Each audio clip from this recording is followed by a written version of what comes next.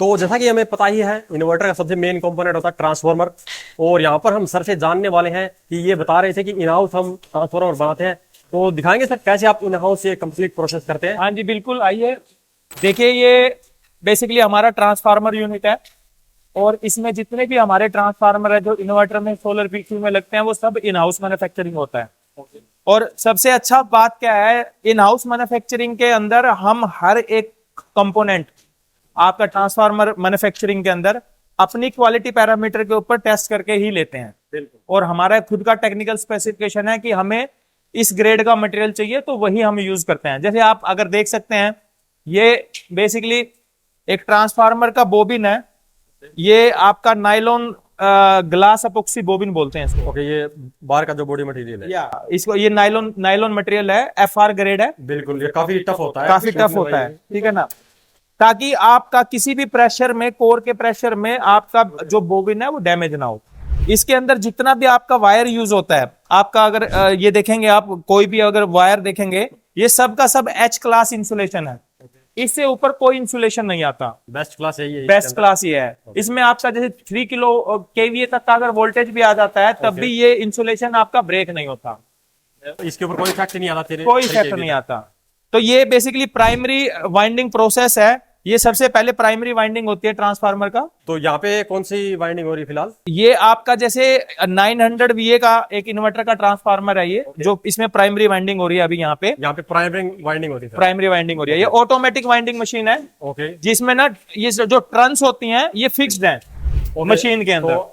Quality control आपके हाथ में ही है। क्वालिटी कंट्रोल हमारे हाथ में। बिल्कुल, जो जितना हम उसको फीड करेंगे वो वैसा ही उसको यूज करेगा। जैसे ही वो कंप्लीट होगा वो ऑटोमेटिकली रुक जाएगा, कट हो जाता है, ऑटोमेटिकली कट हो जाएगा। इसके बाद में सर, उसके बाद ये आपका सेम जो बोबिन है, ये आपका यहाँ पे आ जाता है प्राइमरी वाइंडिंग के लिए। ये आपका प्राइमरी वाइंडिंग के लिए आ जाता है।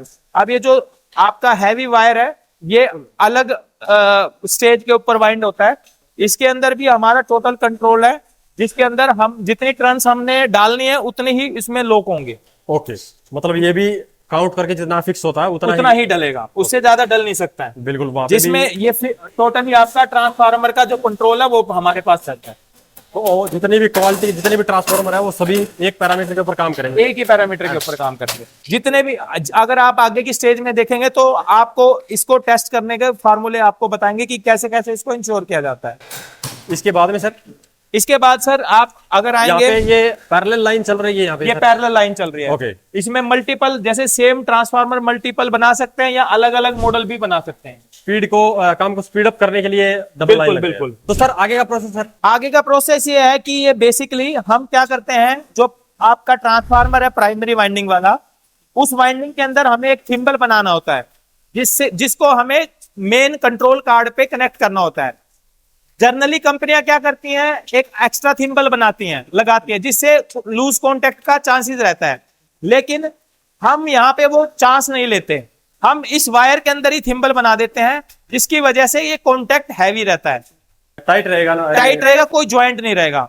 और ज्वाइंट नहीं रहेगा तो कोई रेजिस्टेंस डेवलप नहीं होगा, कोई लूज कनेक्शन नहीं होगा, लॉस बहुत कम होगा, पावर लॉसेस बहुत कम होंगे। तो ये रिलायबिलिटी को बढ़ाता है बेसिकली। इसके बाद में कहाँ पे होता सर? ये इसके बाद में जाने के बाद ये आपका बोबिन है, ये अभी नेक्स्ट स्टेप पे आ जाएगा वहां पे। अब इस बोबिन को बेसिकली ट्रांसफार्मर में कोर डालने के लिए इसको परफेक्ट किया जाएगा। ओके, यहाँ पे काम क्या होता है सर इसके अंदर? इसके अंदर क्या होगा, ये जो आपका साइड का जो जहां से कोर इंसर्ट होगा, वहां इसको इंसुलेटिंग किया जाएगा। जैसे ये बेसिकली हमने क्या किया, एक बार दिखाना, ये भी दिखा। ये एक इंसुलेटिंग पेपर है। इसको यहाँ पे साइड से इसको लॉक किया जाएगा, जिसकी वजह से जब भी आप इसमें कोर डालोगे, तो जब ये कोर इंसर्ट करोगे तो ये कोर आपका वाइंडिंग को खराब नहीं करेगा, टच नहीं करेगा, शॉर्ट नहीं करेगा। बिल्कुल, जब वाइंडिंग शॉर्ट नहीं होगा तभी ट्रांसफार्मर आपका काम अच्छे से करेगा, ठीक है ना। तो ये दोनों तरफ से इंसुलेशन किया जाता है, इसको फाइनल किया जाता है। ये जैसे आप सब, ये प्रेसिंग चल रहा है, इसमें क्या करेंगे, वाइंडिंग को आपको बोबिन की जो ये गोल है उससे नीचे कर देंगे, ताकि ये जब कोर जाएगा तो इसको स्ट्राइक ना करे। बिल्कुल। ये फाइनल होने के बाद बोबिन को इस ऑटोमेटिक कोर मशीन में रखा जाता है। इसमें इंसर्ट करने के बाद ये इसको रोल करेगा, तो इसमें ऑटोमेटिकली जो कोर फिलिंग है ऑटोमेटिकली फिल होती रहेगी इस बोबिन के अंदर। और कोर फिल होने के बाद आपका इसके अंदर एक चैलेंज और होता है, अगर आपका ट्रांसफार्मर कोर में लूज है तो आपका हमिंग करेगा, आपका लॉसेस बढ़ जाएंगे। तो उसको प्रोटेक्ट करने के लिए हमारे पास नेक्स्ट स्टेप आता है आपका कोर लॉकिंग का। इसमें क्या करते हैं, ट्रांसफार्मर को दोनों साइड से लॉक से टाइट किया जाता है। ये आपका जितना भी आपका एयर गैप है, इस एयर गैप से कोर को लॉक किया जाता है ताकि दोनों साइड से आपका एयर गैप और ट्रांसफार्मर और बोबिन के बीच में जो कोर इंसर्ट किया है वो टाइट रहे। जब टाइट रहेगा तो उसका जो आपका हमिंग साउंड है और लॉसेस है वो कभी भी नहीं आएगा। बिल्कुल ठीक है ना। ये कोर भी आप अगर देखेंगे ना तो कितना फाइन क्वालिटी का कोर है। इसका वोट लॉस होता है less than 3 vote. Generally market के अंदर जितने भी अदर ब्रांड्स हैं वो आपका 5 वोट 6 वोट 7 वोट का कोर यूज करते हैं, जिससे ट्रांसफार्मर का नो लोड पावर कंजप्शन है वो बढ़ जाता है। ये हमारा क्वालिटी कॉन्शियस प्रोडक्ट है तो इसलिए हम इसको लेस देन 3 वोट के आसपास का कोर यूज करते हैं इसके अंदर। बहुत ही बढ़िया क्वालिटी है सर इसकी तो। हाँ जी, हाँ जी। इससे आगे का प्रोसेस सर? इसके बाद आपका ये जो ट्रांसफार्मर यहां से तैयार होके आया तो इसके अंदर क्लैंप का फिटिंग किया जाता है कैबिनेट के अंदर माउंट करने के लिए। आप अगर ये देख सकते हैं ये चारों साइड क्लैंप लगता है आपका। ये भी काफी मजबूत है सर। ये प्लेटिंग होता है, इसमें कभी रस्ट लगने का चांस नहीं होता। आप अगर 50 साल तक रखोगे तब भी ऐसे रहेगा ये। तो इतने हाई क्वालिटी का मटेरियल यूज करते हैं सर, तो इसका कोई खास फायदा कस्टमर को भी होता है? हाँ, ऑब्वियसली कस्टमर को होता है क्योंकि हम अपने प्रोडक्ट पे कॉन्फिडेंट रहते हैं तो तभी हम कस्टमर को 10 साल का वारंटी देते हैं ट्रांसफार्मर पे। आप 10 साल की वारंटी ट्रांसफार्मर पे 10 साल का वारंटी देते हैं। तो ये क्वालिटी कंट्रोल का सबसे बड़ा बेनिफिट है कि आप अश्योर हो कि आपका प्रोडक्ट अच्छा है। हमें ये पता है कि हमारे प्रोडक्ट के अंदर कुछ होने वाला नहीं है। आप 10 साल छोड़ो 25 साल तक भी कुछ होने वाला नहीं है, लेकिन फिर भी हम 10 ईयर का वारंटी देते हैं ताकि कस्टमर को ये लगे एक्चुअल में क्वालिटी प्रोडक्ट कंपनी प्रोवाइड कर रही है। इसके बाद यहाँ पे सोल्डरिंग होता है। सोल्डरिंग के बाद ये टेस्टिंग के इलेक्ट्रिकल टेस्टिंग के लिए यहाँ पे आता है। यहाँ पे क्या क्या टेस्ट होता है सर? इलेक्ट्रिकल टेस्टिंग में इसको 2 kVA पे वोल्टेज पे टेस्ट किया जाता है, 2 kVA वोल्टेज पे, जो कि कभी आने वाली नहीं है। बिल्कुल इतना तो आता नहीं है। हाँ, लेकिन कभी अगर मीन वाइल अगर लेट से कोई लाइटनिंग हो जाता है, कुछ भी हो जाता है, तो आपका जो ट्रांसफार्मर है उसको प्रोटेक्ट करे। तो ये प्रोटेक्शन की तरह होता है। हाँ, हर मेजर जो कभी भी हो नहीं सकता तब भी हम उसको सोच के चलते हैं। बिल्कुल बिल्कुल। लेट से अगर कोई ऐसी कंडीशन आती है तो उस वोल्टेज के ऊपर भी ट्रांसफार्मर सस्टेन करे, सर्वाइव करे। तो इसको 2 kVA की वोल्टेज पे टेस्ट किया जाता है और जितना एज पर स्पेसिफिकेशन वोल्टेज प्राइमरी और सेकेंडरी में आना चाहिए, वो सेम वोल्टेज पे हमारी जो टेस्टिंग जिक है, जो हमने खुद डिजाइन की हुई है। अच्छा, ये भी आपकी? ये भी हमारी खुद की डिजाइन है। यहाँ पे भी क्वालिटी कंट्रोल आपका ही है? हमारा कंट्रोल है। तो सेम इसको कनेक्ट करके हम उसी पैरामीटर पे उसको टेस्ट करते हैं ताकि हमारे को ये पता लगे जो हमने डिजाइन बनाया है वो एज इट इज बन के बाहर आया। जो आपका मतलब रिक्वायरमेंट थी उसी का प्रोडक्ट आपको मिला? बिल्कुल बिल्कुल। इसके बाद में कहाँ जाता सर ये प्रोडक्ट? इसके बाद इसको फिनिश करने के लिए ये इसको हम बेकिंग उसमें प्रोसेस में जाएंगे, जिसको हम बोलते हैं वार्निश बेकिंग प्रोसेस बेसिकली। तो वहां पर अगर अप्रूव हो जाता है ट्रांसफार्मर आपकी एज पर रिक्वायरमेंट, उसके बाद में यहाँ पे क्या होता है? वहां से फाइनल टेस्टिंग होने के बाद अगर वो एज पर स्पेसिफिकेशन है तो उस ट्रांसफार्मर को यहाँ पे लेके आया जाता है बेकिंग के लिए। बेसिकली इसको वार्निश के अंदर हम डिप करते हैं अप्रोक्स 30 to 45 मिनट्स, और इसके अंदर जितना भी एयर गैप है, जहां से भी अगर कुछ भी वो गैप रहा है, वो वार्निश के थ्रू फिल हो जाता है।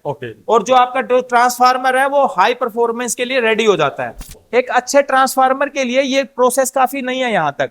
इसके बाद इसको ओवन में लेके जाया जाता है। ओवन के अंदर इसको 120 डिग्री के ऊपर 4 से 5 घंटे तक इसको पकाया जाता है।